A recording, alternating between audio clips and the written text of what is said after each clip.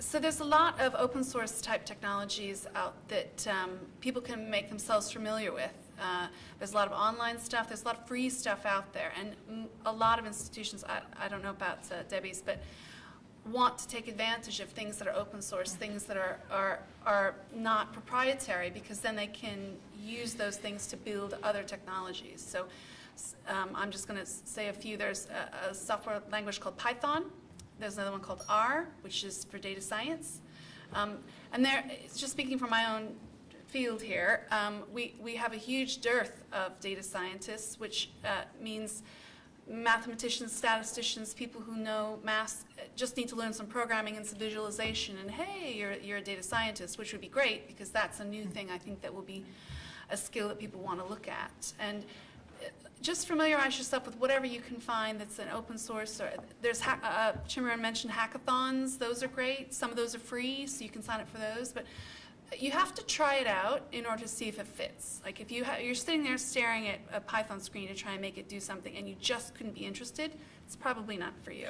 I'm just throwing that out there. But if you do find it interesting, for me it was solving problems, writing things using a language that was not English. You had to learn a series of other functions and codes and then make it do something else, which was interesting for me. If you find that interesting and you like puzzles or things like that for IT, for coding, that would be a great idea. But there's lots of free stuff out there that can help you get started. The first thing is to throw away the stereotypes. I mean, personally, I wasn't brought up to think that I could work in the financial industry or anything, any profession, if you like. It was going to be one of the usual, you do what a woman does. And I think just throwing away the stereotypes and thinking you can do whatever you want to do. And if you don't like it, you don't do it. But you have to give it a try rather than just thinking, well, it's because I'm a woman, I can't do it. Or somebody told me once, because I'm a woman, you can't do it. Just give it a go. You have, those barriers are self-imposed in a lot of ways, and you have the opportunity to change your mind and go into that. Thank you. Did you want to say? I think women who don't have a technical background need to know that there are companies out there that will take them, even without full technical training. So Shannon mentioned this earlier. It's about spotting skills that can then be made use of, and then get them into the industry once they're in, get them further into tech once they're in.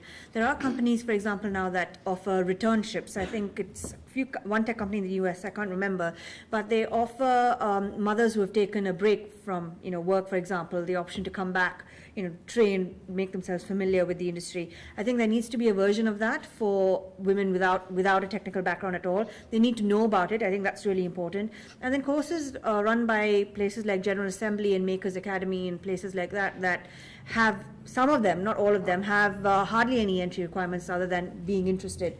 So yeah, there are loads of places that you can start, but I think it's important also for women to know that they don't need to have very, very strong technical skills to start in tech.